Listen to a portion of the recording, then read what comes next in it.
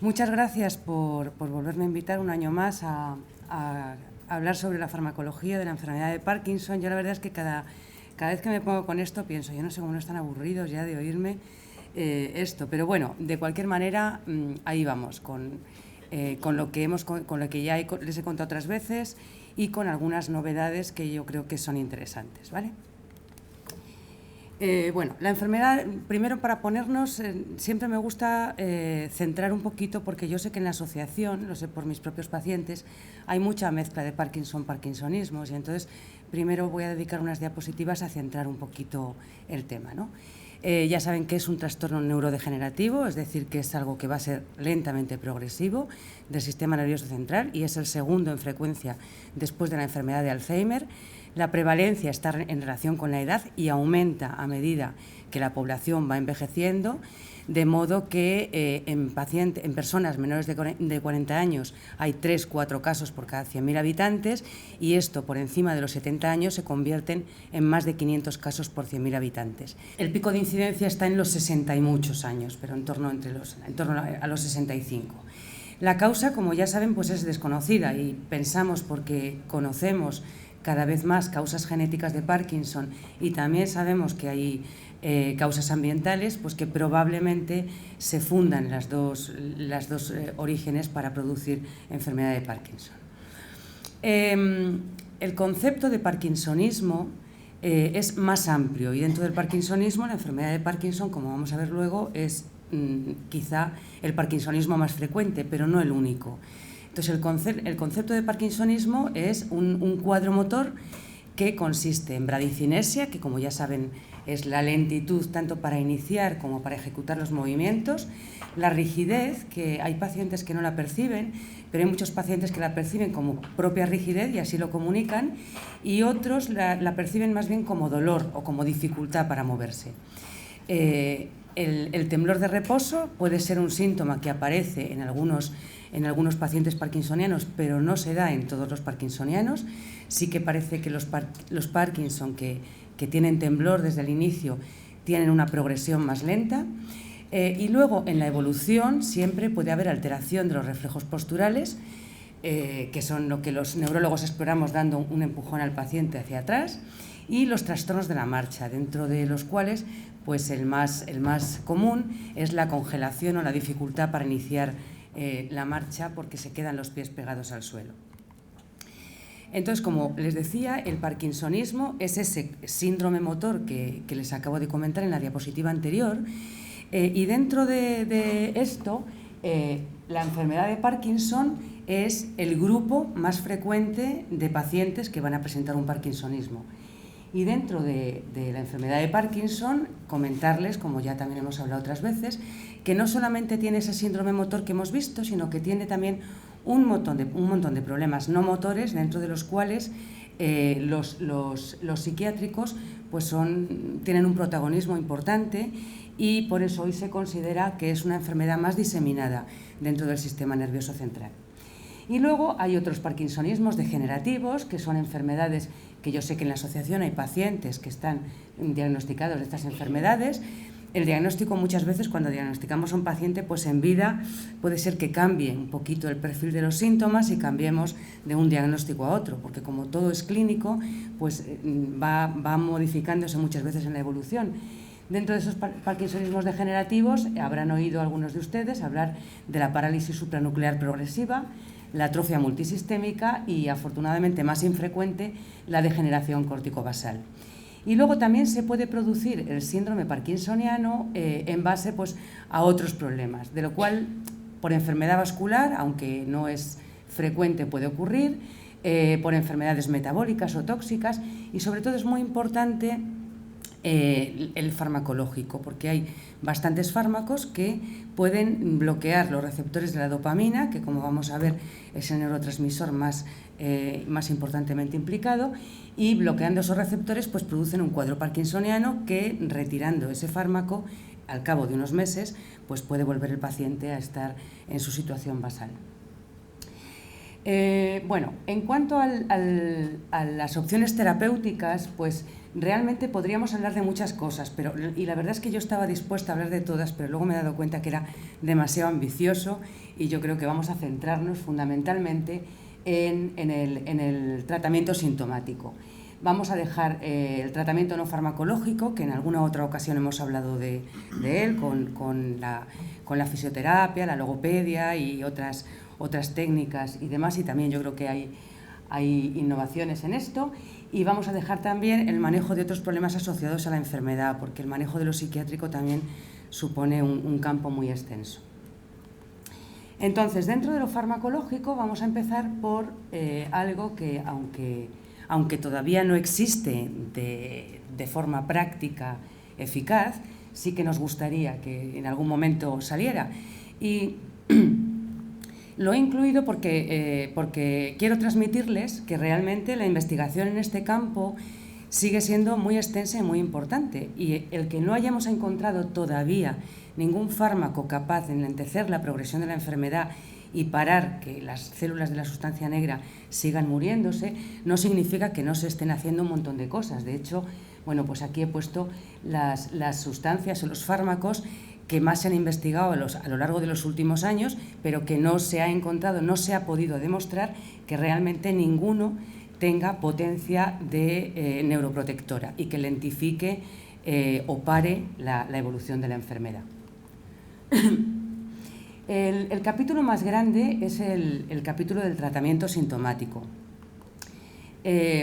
Decirles que esto es una cosa que ya también yo creo que me la han oído muchas veces, pero bueno, realmente yo creo que siempre es bueno recordarla, que la enfermedad de Parkinson, afortunadamente, aunque es degenerativa, dispone de tratamiento, cosa que otras enfermedades degenerativas, el resto de las enfermedades degenerativas del sistema nervioso, no disponemos de tratamiento. Y en ese sentido, pues es muy importante el saber pues, que los pacientes se pueden mantener durante años con una calidad de vida bastante aceptable y, aunque no se pueda enlentecer la evolución, sí que se puede sintomáticamente mejorar al paciente para que pueda hacer una vida, si no normal, relativamente normal. Hombre, hay que tener en cuenta una cosa, y es que también es una enfermedad, como decíamos antes, de personas mayores. Y a medida que a todos nos cae cada año un año encima, y a medida que nos vamos haciendo mayores, pues tenemos otro montón de problemas. Por ejemplo, en cuanto a las habilidades motoras, pues nos convertimos en menos ágiles, tenemos menos flexibilidad, además solemos hacer una vida más sedentaria a medida que vamos siendo más mayores, hay poca gente mayor que sea físicamente muy activa y claro, no se puede echar al Parkinson la culpa de todo, o sea que vamos progresando con muchas cosas en la vida, además de con el Parkinson, pero no porque tengamos un Parkinson ya dejamos de ser yo, María José Catalán, y soy Parkinson, sino que soy María José Catalán con un Parkinson al lado. Entonces hay que pensar que hay muchas más cosas condicionantes. Bueno,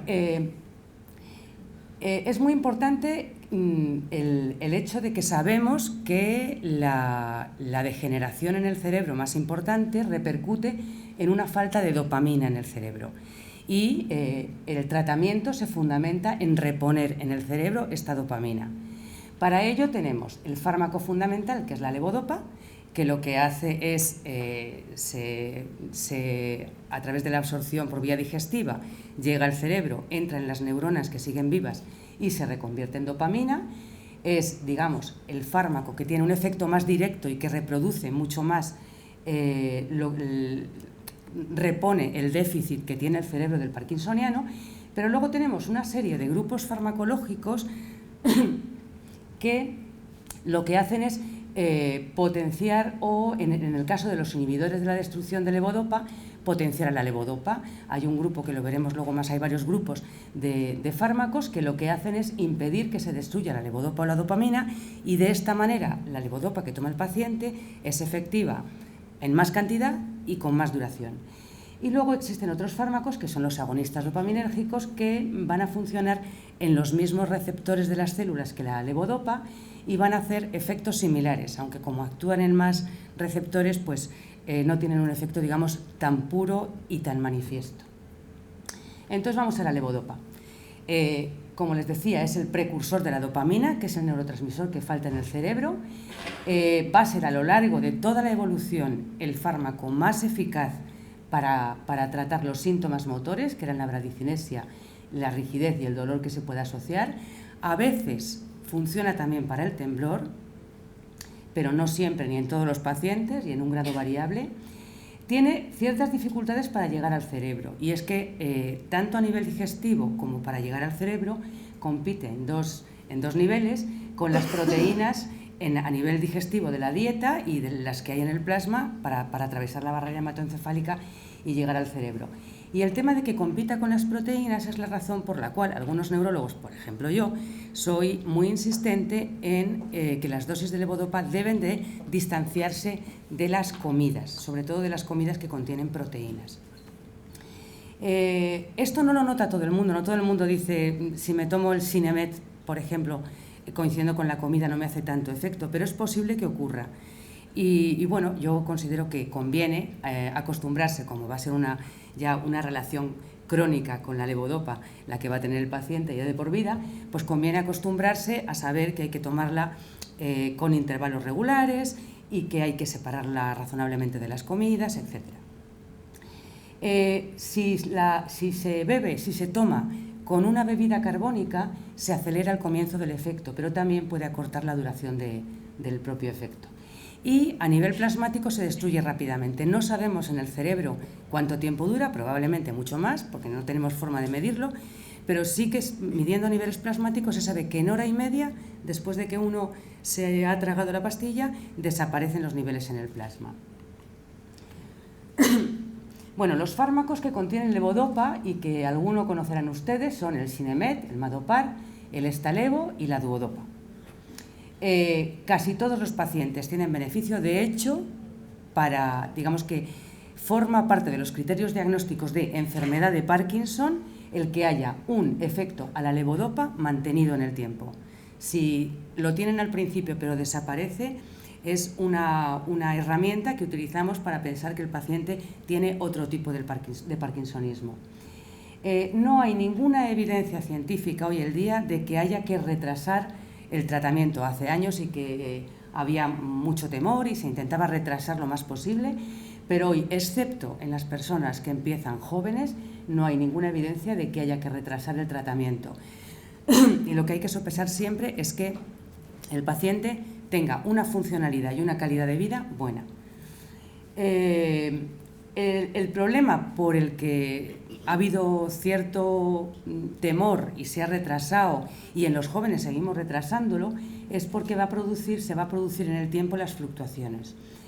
O sea, al principio la respuesta a la levodopa es muy estable y el paciente, aunque se le olvide una dosis, no va a notar que pega un bajón en el beneficio, pero a lo largo del tiempo, de los años, como poco 5 años, hay pacientes que en más tiempo, pues pueden empezar a tener una respuesta fluctuante, que ahora la vamos a ver en una diapositiva. Entonces, un poco en resumen, hay que tenerle respeto por esto que estamos comentando, pero no miedo.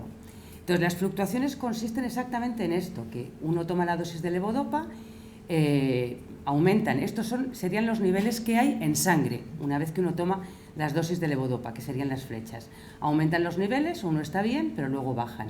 Entonces, al principio, la respuesta es fundamentalmente de larga duración y el paciente se la toma, puede notar el efecto, o a veces ni eso, sino que al cabo de los días que ya lleva tomando la levodopa se encuentra mejor y ya se mantiene establemente bien. Pero a lo largo de los años ocurre por la respuesta de corta duración que nota el efecto y antes de la siguiente dosis se le va y se encuentra otra vez peor. Entonces, esta respuesta de beneficio fluctuante ocurre en prácticamente todos los pacientes en la evolución de la enfermedad.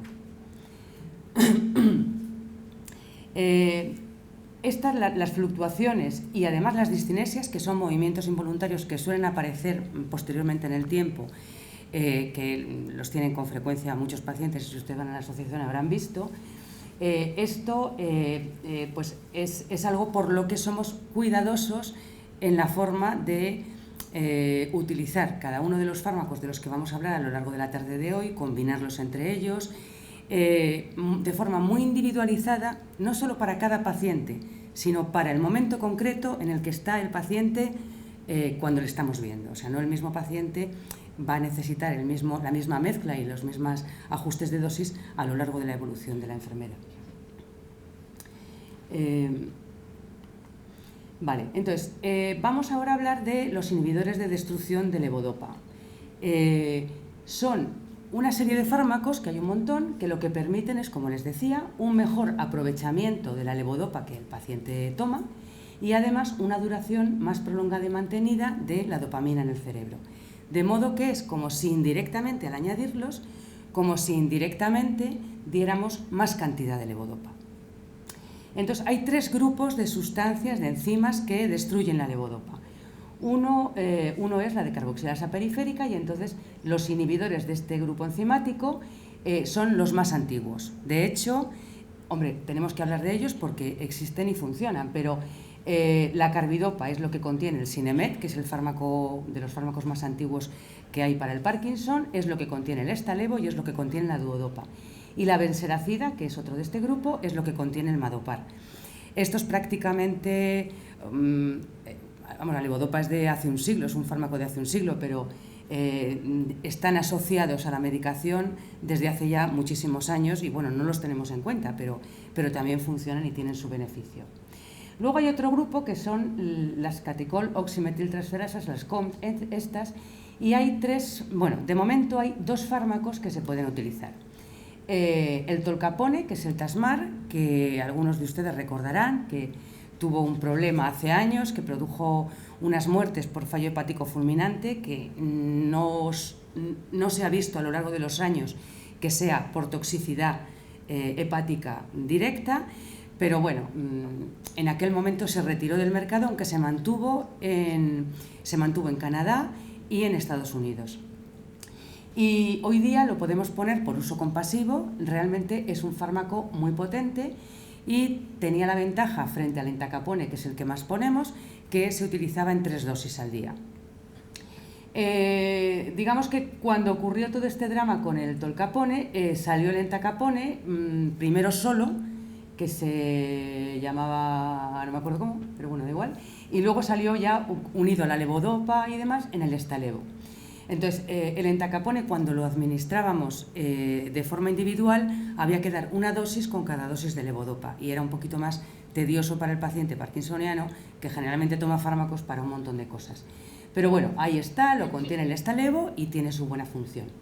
Y esta, digamos, sería la primera, novedad farmacológica del día, que es un nuevo inhibidor de las COMT, que todavía no lo tenemos en el mercado, pero que yo creo que a lo largo, no de este año, pero a lo largo de principios del 2017, yo creo que vamos a disponer de él y que va a tener la ventaja de que va a ser necesaria solamente una toma al día. Yo creo que la eficacia de los fármacos es algo muy importante, pero también la comodidad para que el paciente los tome, pues incide en muchas cosas, en la calidad de vida y como decía él antes, pues en la mayor adherencia y cumplimiento terapéutico, ¿no? Y luego tenemos el tercer grupo de inhibidores enzimáticos, que son los inhibidores de la MAO-B, dentro de los cuales ya aquí sí que tenemos 3 reales. La selegilina, el plurimen, que es el más antiguo y que sabemos que es eficaz, aunque también se metabolizaba a un derivado anfetamínico, con lo cual producía así como una euforia, un bienestar, y todos los pacientes mejoraban cuando lo poníamos, pero un poco también debido a eso. La rasagilina, el Acilet, que es un fármaco que conocemos bien, llevamos con él ya trabajando muchos años y que es un fármaco muy potente, que cumple muy bien su función de optimizar la eficacia de la levodopa. Ay, por Dios. Y por último tenemos la safinamida, que es un fármaco que ha salido hace pocos meses, el Xadago, y que de momento, pues, aunque hay muchos estudios que ya avalan que es un fármaco eficaz, pues todavía estamos empezando a tener experiencia con él en los pacientes.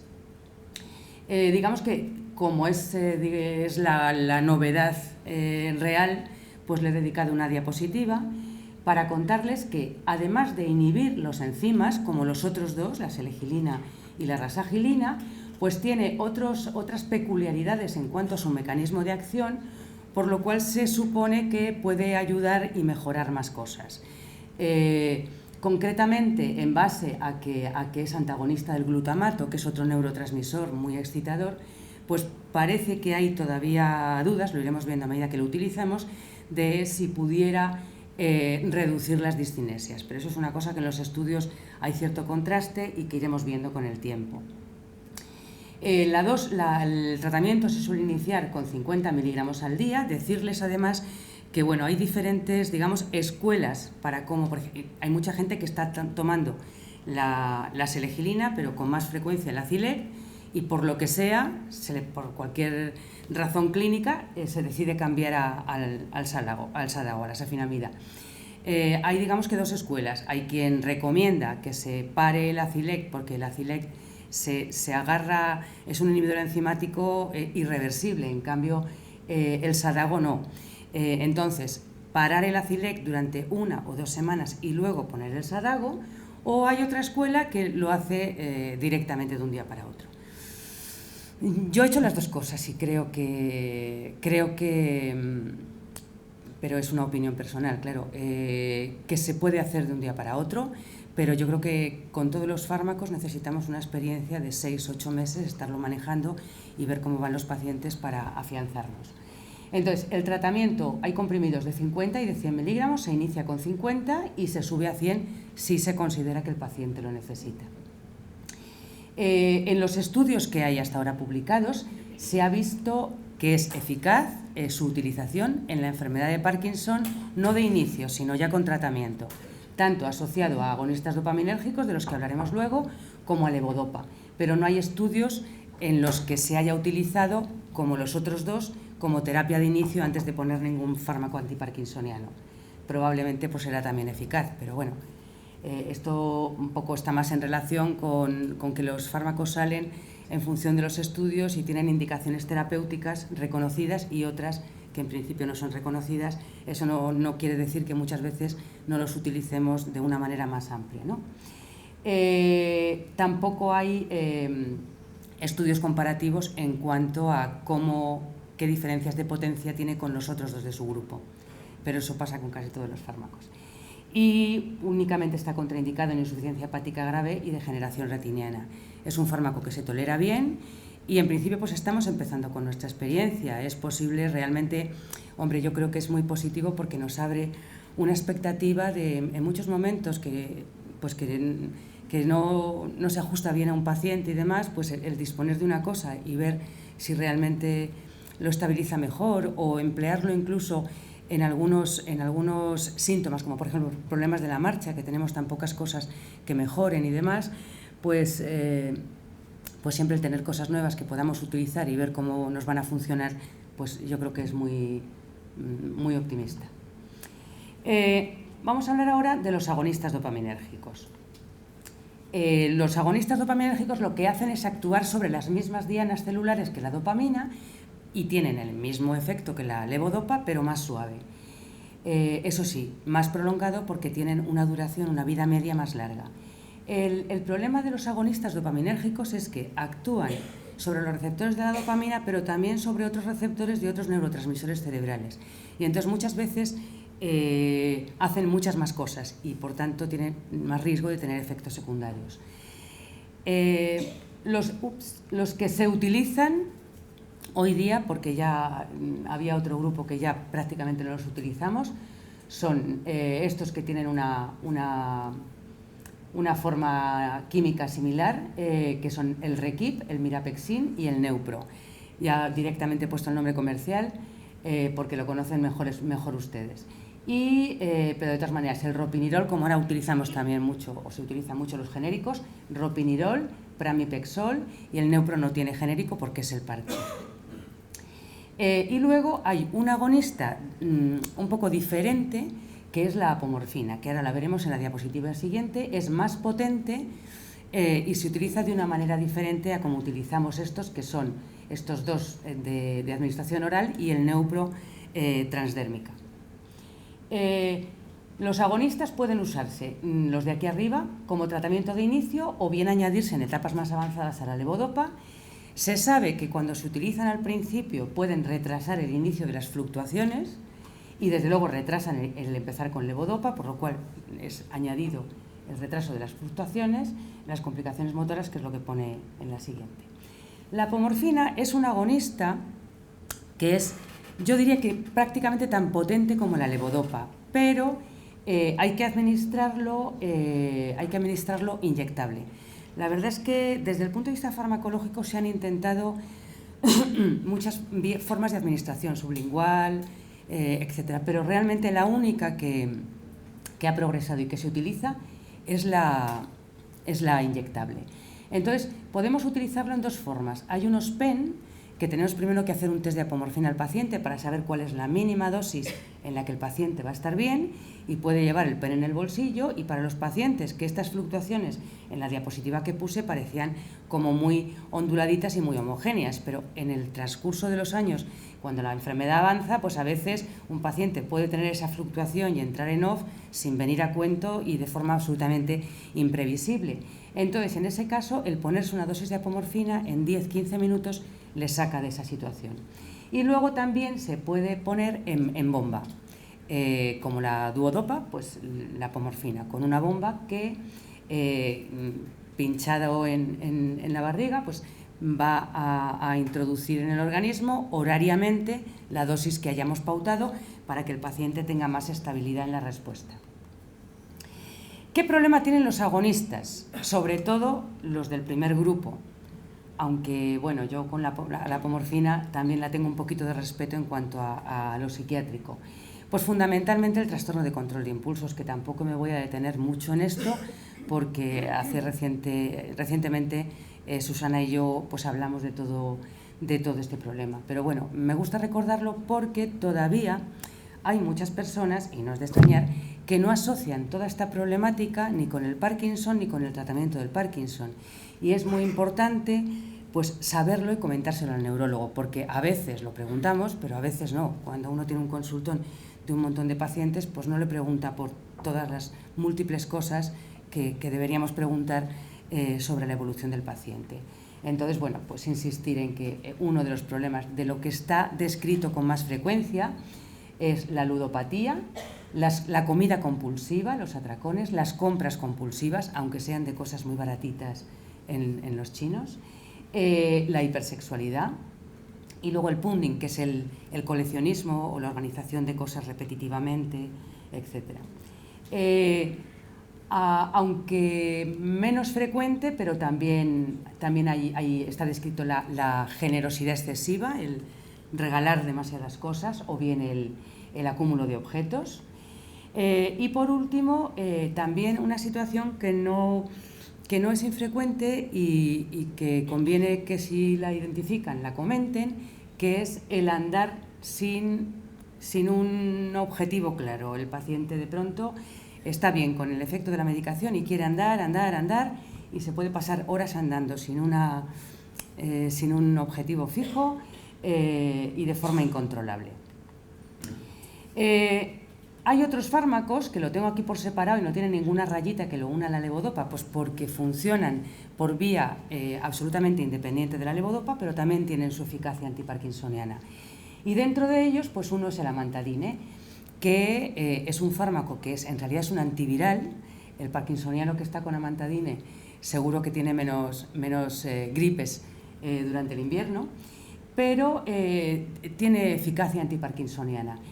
Aunque suavita, pero realmente mejora tanto la bradicinesia como la rigidez. De hecho, yo me acuerdo cuando empecé a hacer mi residencia en neurología, que lo utilizábamos como fármaco de inicio para retrasar el comienzo de la levodopa. Hoy día, para lo que más se utiliza es porque sabemos que reduce las discinesias. Cuando los pacientes tienen muchas discinesias, pues les añadimos amantadine. Pero hay que tener cuidado con él porque es quizá el primer fármaco o de los primeros fármacos que hay que retirar si el paciente empieza con alucinaciones, porque puede inducir alucinaciones. Y luego no sabemos por qué razón, pero es un fármaco que a veces es útil para mejorar problemas de la marcha, incluso en parkinsonismos como los que veíamos degenerativos que no son la enfermedad de Parkinson, como parálisis supranuclear progresiva, etc. A veces, en algunos pacientes, que tienen mucho problema para andar, con muchos bloqueos, lo añadimos y de forma transitoria les mejoran la marcha. Bueno, pues siempre que podamos mejorar, aunque sea transitoriamente, fenomenal. Y luego, por último, los anticolinérgicos, que durante un tiempo lo quité de todas mis presentaciones, pero lo he vuelto a integrar. Dentro de los anticolinérgicos he puesto aquí el Artane porque es el que más utilizamos los neurólogos. El Aquinetón es un anticolinérgico que, por otra parte, pues será igual de eficaz que el Artane, pero lo utilizan más los psiquiatras. Yo creo que estos son costumbres, ¿no? Y para lo que vale el anticolinérgico, es un fármaco más antiguo que la levodopa, y para lo que más vale en realidad es para el temblor, o sea, es muy potente como antitremorígeno, pero hay que ser cuidadosos con él en personas mayores porque es tan o más inductor de alucinaciones y de problemas de falta de concentración que la amantadine. Y por último, quería hablarles del tratamiento quirúrgico. Ya sé que el título dice farmacológico, pero yo creo que dentro del tratamiento sintomático del Parkinson, yo creo que el tratamiento quirúrgico está hoy día muy desarrollado y quizá tengamos en este momento también tantos avances, por lo menos, como en el farmacológico. Como saben, lo que se hace para la estimulación cerebral profunda es implantar electrodos que descargan corriente, estimulación eléctrica pulsátil de alta frecuencia, que se activan y se desactivan mediante un aparatito en el magnet externo, y que lo que va a mejorar con la estimulación cerebral profunda es los mismos síntomas que mejoran con la levodopa. Por eso siempre, antes de la cirugía, hacemos un test de levodopa. Le decimos al paciente que venga sin haber tomado la medicación, le exploramos en off, sin el efecto de la medicación, le damos una dosis de levodopa mayor a la que toma habitualmente y le exploramos cuando le hace efecto. Y todo lo que entonces le mejora es lo que podemos prever que va a mejorar con la estimulación cerebral profunda. Lo que no mejora o mejora poco, pues habrá que ver en la evolución. En ocasiones también mejora algo, pero no siempre. Pero como expectativas uno tiene que saber que lo que mejora con levodopa es lo que va a mejorar seguro. Se ha demostrado que es eficaz de forma mantenida, pero claro, la enfermedad progresa. Entonces, aunque estén los electrodos ahí y estén funcionando, la progresión de la enfermedad no la podemos parar ni con fármacos ni con la cirugía. Esto lo digo porque hay gente que dice, no, porque la cirugía, conocemos a un paciente de no sé qué asociación que en un año estaba fatal. Pues es que a lo mejor le han seleccionado muy tarde y ya empezaba a no estar demasiado bien y realmente pues ha sido la progresión de su enfermedad y no que la cirugía no valga. Cada vez está más en cuestión si solamente hay que hacerlo en estadios muy avanzados, probablemente pues como la duodopa, que ya también hemos hablado otras veces, pues sea mejor proporcionárselo al paciente antes en el tiempo para que le saque beneficio antes, y lo que es muy importante es seleccionar al candidato adecuado. Aunque ya es, pero fíjese que es del 2013, ya hay un artículo en una revista de mucho impacto médico americana en el que hablan de operar cuando empieza el paciente a fluctuar. Esto quiere decir cuando lleva pocos años de evolución. Y siempre se ha hablado de que la levodopa produce al parkinsoniano una luna de miel por el beneficio tan fantástico que tiene en los primeros años, y había un editorial que decía que podía ser el operar precozmente a los pacientes como una segunda luna de miel en el tratamiento de la enfermedad de Parkinson. ¿Qué novedades tenemos en la cirugía? Pues, ahora ya antes había solamente unos electrodos que estaban comercializados por Medtronic. Ahora hay 3 casas en el mercado que tienen comercializados los electrodos, y concretamente hay una de ellas, Boston, que tiene 2 cosas novedosas. Uno es electrodos que tienen 8 polos, los de Medtronic tienen 4 polos, y entonces, ¿qué ventajas puede tener esto? Realmente con 4 polos, para lo que queremos cubrir en el subtalámico, tenemos más que de sobra, que es un núcleo muy chiquitito. Pero bueno, pues por ejemplo, hemos empezado diferentes grupos a estudiar a pacientes que tienen problemas de la marcha y ponerles estos electrodos más largos para cubrir el subtalámico y una porción de la sustancia negra justo debajo, con el electrodo más largo, en un intento de ver si de esta manera mejoramos la marcha. Entonces, bueno, pues yo creo que esto, aunque todavía no hay nada demostrado y no se puede decir que lo tengamos que hacer de forma rutinaria, pero bueno, pues en ese sentido estamos investigando que a lo mejor podríamos mejorar la marcha. Y han sacado recientemente, que somos pocos hospitales los que lo estamos utilizando, unos electrodos direccionales que tienen 4 polos, pero digamos que el electrodo no suelta corriente a lo largo de toda la circunferencia, sino en una dirección concreta. ¿Para qué tiene su ventaja? Pues porque a veces, como estamos hablando de que al lado del núcleo subtalámico hay estructuras anatómicas que si se estimulan pueden producir efectos secundarios, de esta manera evitaríamos efectos secundarios. Y por otra parte tienen además un sistema por el cual podemos, con una resonancia del paciente, visualizar no solo el electrodo donde ha quedado ubicado y demás, sino también, digamos, cómo reproducir la estimulación que estamos haciendo para ver qué estructuras anatómicas está estimulando y de esta manera identificar a veces pues, un problema que pueda tener el paciente, ¿no? Por supuesto tenía que hablarles del IFU porque está en la prensa y este es un buen foro para dejar claro esto. El IFU en realidad es una técnica que consiste en que se disparan ultrasonidos focalizados con mucha intensidad y se guían sobre un punto del cerebro y de esa manera se eliminan tejidos. Es decir, lo que se hace es una lesión, pero se hace una lesión en una zona del cerebro sin necesidad de abrir el cerebro. Entonces, en este sentido, pues claro, al principio pues pareció que iba a ser la panacea y la solución a todo.